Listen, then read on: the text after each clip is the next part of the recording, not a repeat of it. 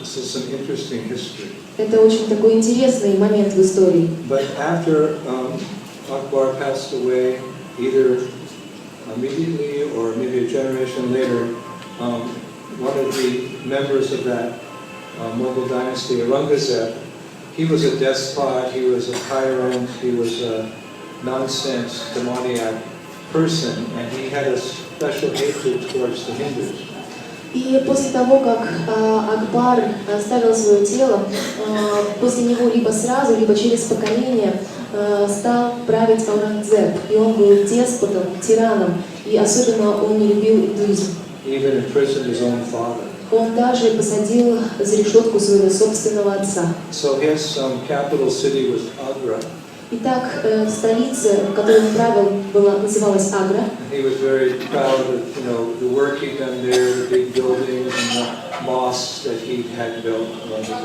он очень гордился тем, что он построил различные мечети, здания, постройки.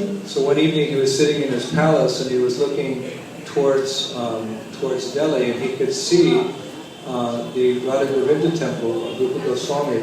It was many, many stories high. Some historians say 7 stories high, and there was a big, like lamp burning, like a ghee lamp burning, and he became very envious because it was higher than his palace. И однажды Аурангзеб сидел у себя во дворце, и он бросил свой взгляд в сторону Дели. И ему на глаза попался храм Гарады Говинды. И это здание было на несколько этажей выше, чем тот дворец, в котором он находился. И он увидел там лампу горящую, лампаду.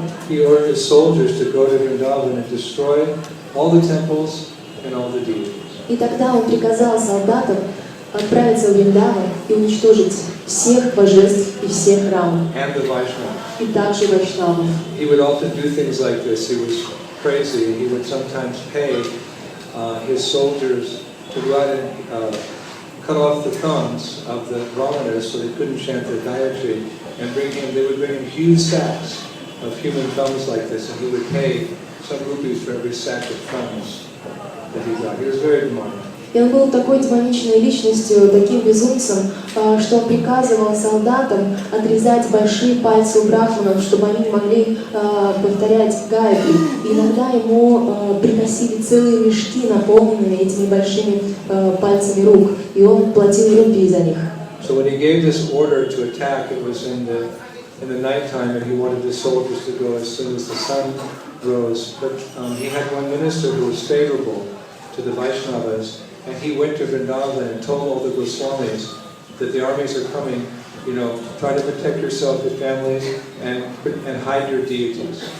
Итак, он издал указ, чтобы его солдаты отправились в Вриндаван, но один из министров, его очень был благосклонен к преданным, и он отправился туда и предупредил, чтобы спрятали божества и также обеспечили безопасное место для семьи. So, like Govindaji, Gopinath, Damodar, these deities, they were immediately taken to Radhakund, because in those days Radhakund was considered far from Vrindavan because it was all jungle. It's not like we can drive there today.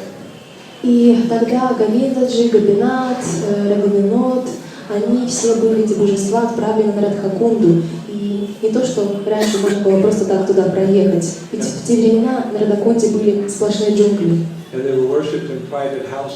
И им поклонялись в отдельных домах. Секретно. And over some period of time, there's different, versions. Some say, 1 year, some say 7 years, some say 25, 30 years. The deities were secretly moved from village to village in different people's houses until they finally all arrived here in Jaipur, where they were also worshipped in houses until one king, Jai Singh, built the city of Jaipur to protect all these deities. И эти божества, по некоторым данным, через год, по некоторым говорят через 7 лет, через 25 или через 30 лет, постепенно перемещались из деревни в деревню, и пока, наконец-то, они прибыли сюда, в Джайпур, где правил Джай Синг. As we learned in our talks of the day, the deities stayed here, they didn't go back to the north. И, как мы на днях говорили, что божества не остались здесь, они не вернулись больше в Вриндаван. But interestingly enough, in our conversation with the Radha Damodar Pujari, the head of Swami there just a few minutes ago, he told us there was a period of 25 years when Damodar and the big deities of Krishnadas Kaviraj Goswami named Radha Chandra and the big Govardhan Srila, they went back to Vrindavan for 25 years and then came back to Jaipur. I thought that was like worth the whole trip to Jaipur. И нам, вот как сейчас в храме Рады Дамодары, Госвами сообщил такой момент, что божества, вот эти божества и божества Кришнадаса Кавираджа Госвами, Радха Вриндаван Чандра, их отправили в Вриндаван, а потом обратно в Джайпур. So I asked the Pujari, why did they leave? И я тогда спросил Пуджари, зачем же они уехали? He said because the king of Jaipur at that time, he gave the instruction, because he was influenced by the Shaivites, that Radha Damodar, the small deity, and the bigger deities of Vrindavan Chandra, they should wear Shiva tilak. They should be understood as devotees of Shiva, that Shiva is supreme. So those deities, instead of wearing the Gaudiya tilak, they should wear Shiva tilak. And the Pujari said, no way, we're out of here. И когда был задан вопрос, почему же переместили божеств оттуда из Джайпура, и ответ был таков, что в то время было большое влияние шиваизма. И сказали, что божества Рада Вриндаван Чандра и Рада Дамодара, вместо того, чтобы им наносились обычные тилоки, им хотели наносить шиваитские тилоки. И тогда, естественно, им отказали в этом. That rule was not made for Govindaji or other deities that may be here, but for those deities in that temple. So they were taken and they stayed for 25 years back in Vrindavan. Damodar was back in Vrindavan. Krishnadas Kaviraj, the deities were back in Vrindavan. That big Govardhan Srila, you maybe saw on the altar, that was given by Krishna to Sanatana Goswami when he got old. So Sanatana Goswami didn't have to go all the 26 kilometers around Govardhan Hill. He could just go around that little Srila like that every day and achieve his same purposes. И это касается божеств, именно которые находятся в том храме, то есть Рада Дамодара и Кришнадаса Кавичандра Госвами божества. То есть их отправили обратно в Вриндаван на 25 лет. И также там еще находится Шрила, которую Кришна отдал Санатане Госвами, потому что Санатана Госвами каждый день обходил холм Говардхана, но он стал уже пожилым, и тогда Кришна дал ему эту Шрилу, чтобы при обходе этой Шрилы благо он получал равнозначно обходу всего Говардхана.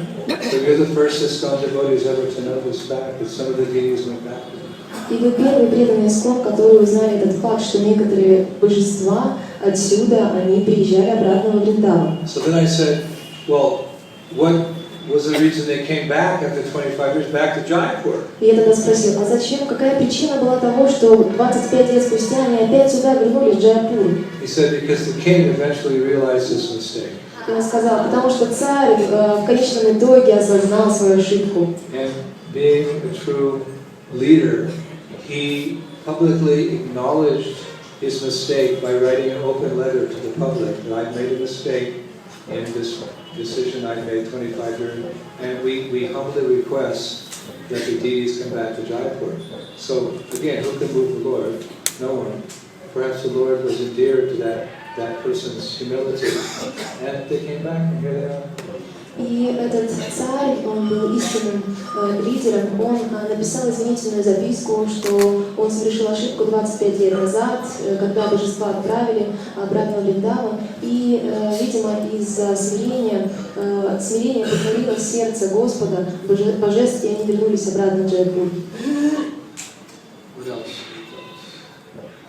Что же нам еще сказал? He told us about Damodar. Damodar was a small deity. I don't know if you could see, it was only this big in the front. Он еще рассказал про божество Дамодара. Может быть, видели, но впереди стоит небольшое такое божество. Something really special he told us. He told us hair stood on him. И он сказал нам нечто очень особое, и даже волосы у Махараджа Сиддхартха дыбом стали и приняли форму как джата. He told us that the Damodar deity was a gift. It was carved by Rupa and Sanatana Goswamis. Он сказал, что божество Дамодара было вырезано как Рупой, так и Санатаной Госвами. It took them 5 months to carve the deity. И потребовалось 5 месяцев, чтобы вырезать эти божества. And then they entrusted it to Jiva Goswami, who was their nephew.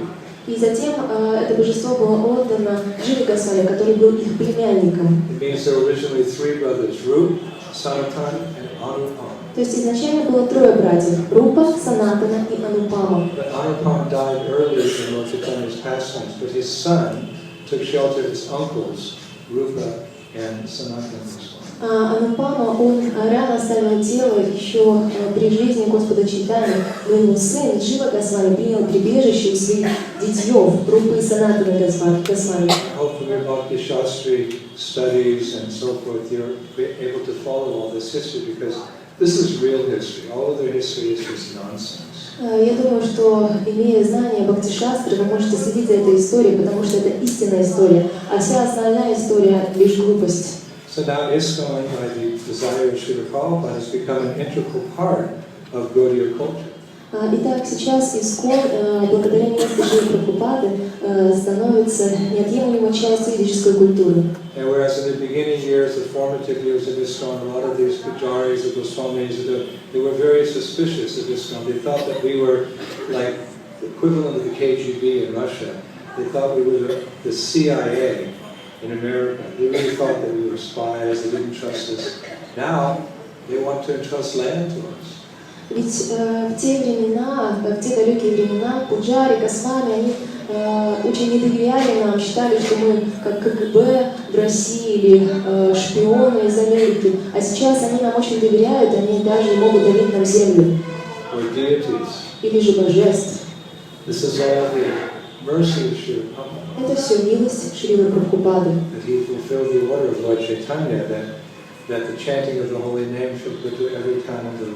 Ведь он выполняет желание Господа Чайтаньи, которое заключается в том, чтобы воспевание святых имен достигло всех уголков мира.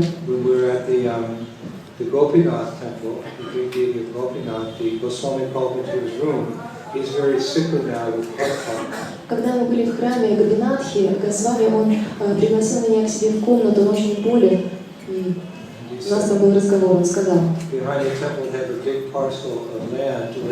local businessmen are requesting to buy so they can build a supermarket there behind the temple.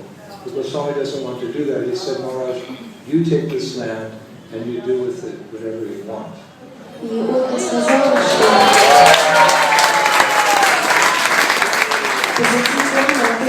такой большой кусок земли. Бизнесмен один хочет выкупить эту землю и построить там большой супермаркет. Но он не хочет этого, и поэтому он сказал: Махарадж, пожалуйста, возьмите себе эту землю.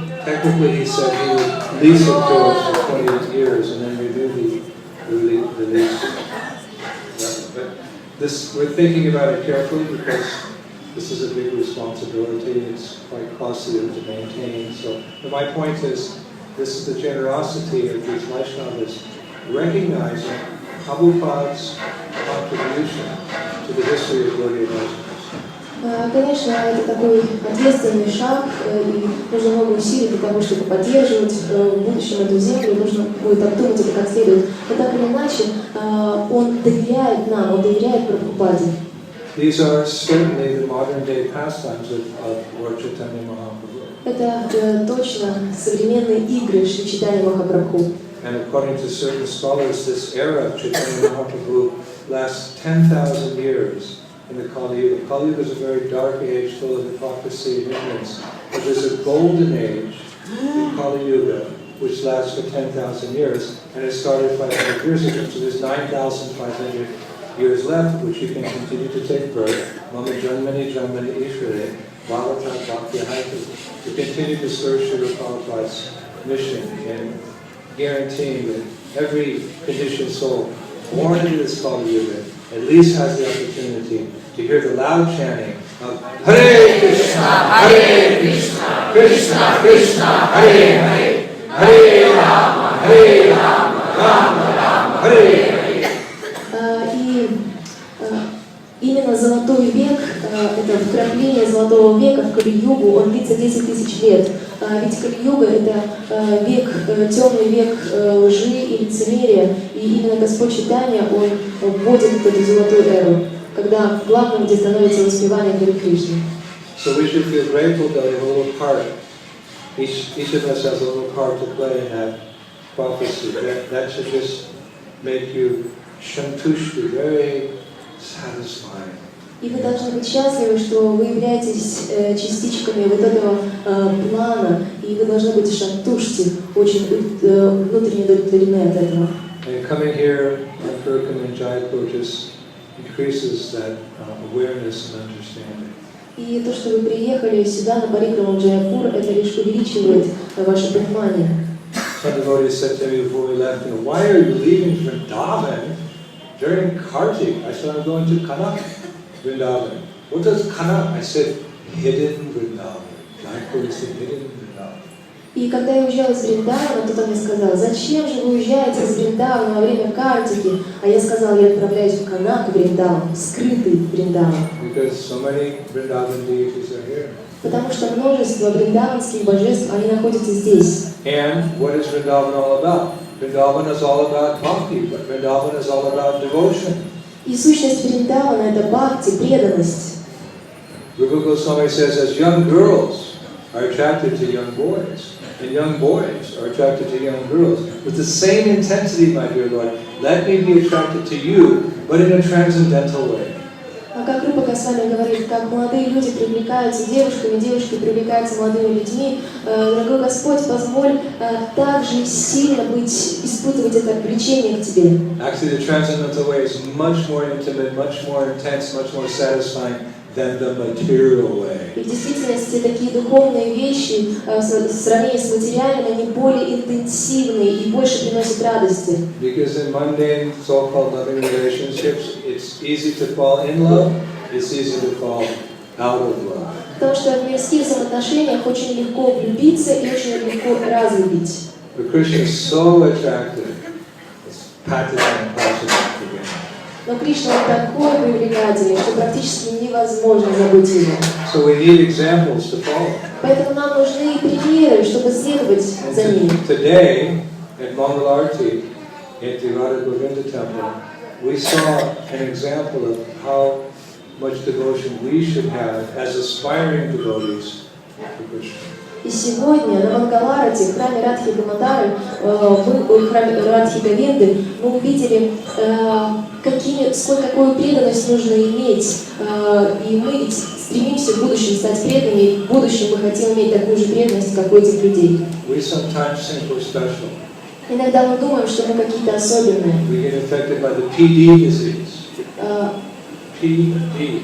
P like Paul, D like do. PD disease. Иногда у нас просто вот эта вот болезнь PD.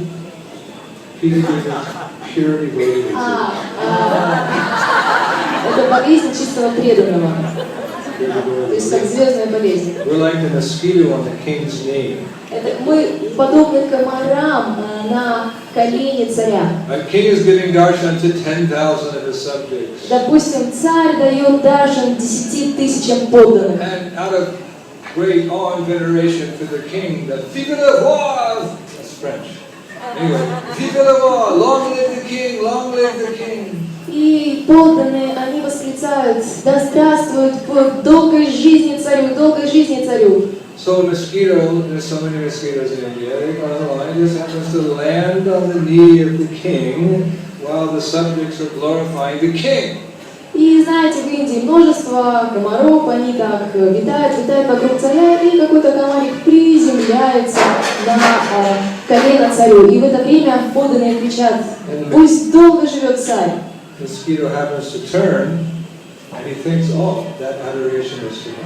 И комарик так поворачивается к этим подданным и думает, вот это все, наверное, прославляет его.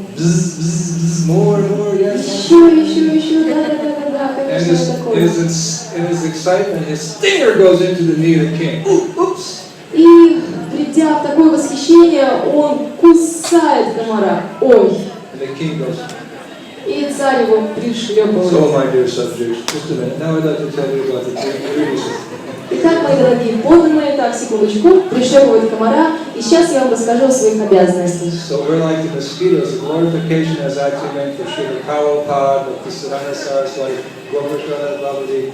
They're the great souls, the acharyas, and they just swept us up in their transcendental tsunami movement. Sometimes we take the credit. И мы подобны этим комарам, ведь на самом деле вся слава принадлежит Шриле Прабхупаде, Бхактисиданта Сарасвати, Гуру Кешору Бабаджи, и мы подобны подхваченным этим цунами. Если мы какие-то заслуги присваиваем себе, то мы вот подобны этим комарам. Sometimes devotees would glorify Prabhupada and he would just look down and say, it was all under the mercy of my Guru.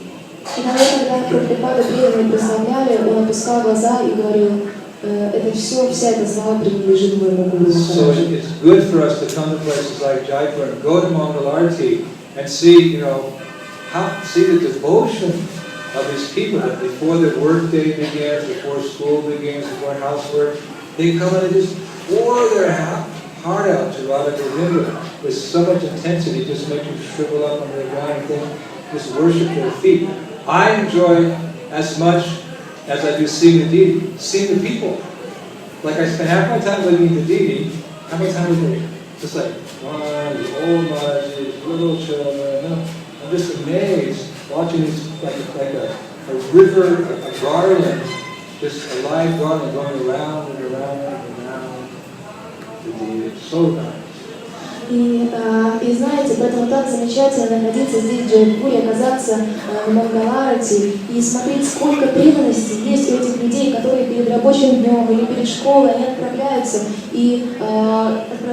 к божествам. У них столько преданности, и они подобны гирлянде на божеств. И я провожу половину времени, созерцая божества, и половину времени смотря на этих преданных. И глядя на их сильную преданность, я просто сжимаюсь. I was thinking before going to deliver, I would give 1,000 rupees to Radha. Я так подумал, что сегодня, что Радха Говинде нам 1000 рупий. Then I saw this little old lady, she must have been in her 80s, with a copper pot of water, going around. Every time she came where I was, she'd turn around and offer the water to the deity. And she came around 4 times. I was thinking, surely Krishna is going to appreciate her water more than he's going to appreciate 1,000 rupees. There was so much bhav, there was so much devotion in her heart. And I realized what Krishna said, and he offered a fruit, a flower, a leaf, whatever you offer with devotion. We were able to witness today the devotion of these devotees of Govinda. We just worship that devotion. Hope we can have one drop of that to carry away with us from Jaipur to Pushkar. И знаете, я сегодня наблюдала за женщиной, которая предлагала с такой любовью в медном сосуде воду Говиндаджи. Она 4 раза обошла вокруг божеств, и она с такой любовью предлагала, что я понял, что вот ее преданность, она намного сильнее моей того, что я хотела делать пожертвования в 1000 рупий. И приезжая сюда, мы можем хотя бы толику заразиться, прочувствовать хотя бы толику этой преданности и забрать ее с собой в Пушкар. And if I do, every year I look forward to coming to Jaipur and just seeing those people express their devotion. И когда я сюда приезжаю в Джайпур, мне особенно нравится смотреть на преданность этих людей. It's a high point of our Kartik group. Это самый замечательный момент в нашей парикмахере во время Картики. As much as I enjoyed watching Govindaji, as much as I enjoyed watching the people, I also enjoyed watching all of you, because many of you are here for the first time. Your jaw just, and some of the bodies you went. I was saying, all the austerities, all the headaches of management, all the problems, it's all worth it when I saw one girl go, oh! I saw her, the deities over, she went, oh! Yes, perfect. Знаете, насколько мне нравится созерцать божества, насколько мне нравится смотреть на местных жителей. Мне также нравится смотреть на всех вас, в особенности на тех, кто первый раз. Сегодня вот одна Махараджа, она, когда увидела, когда открыла божество, она просто открыла это изумление и сказала: я подумал, да, все эти аскезы, вся эта головная боль, пан-менеджмент, это все стоило того. Парикрама, она просто достигла успеха. И у меня даже лицо перед глазами ее стоит, как она сказала: Yes, that's what I was telling you. Да, вот именно я это вам и говорю, вот это действительно достойно восхищения. If you have material desires, don't go down to the Yamuna river, because you'll go, I give up all my material desires. То есть, если у вас какие-то есть материальные желания, не нужно ходить на реку Ямуну. То есть, какие тут материальные желания? Тут Кришна. So, did all of you have a deep experience this morning? У всех у вас такой остался глубокий опыт. The people were so accommodating, we were charmed down and giving you close to this, and we got that big ball of butter. I put a big ball of butter into Bhattahari's mouth, and Ananta Vrindavan, he got it on a photograph, and I'm going to put it on the Facebook page as #1 photo.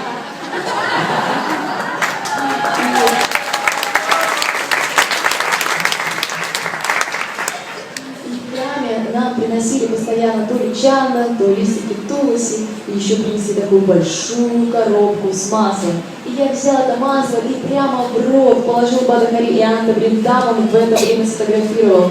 И я эту фотографию, как Ананда Вриндаван в рот кладет это масло, как я кладу в рот это масло Бадахари Прабху, я поставлю эту фотографию на Фейсбуке.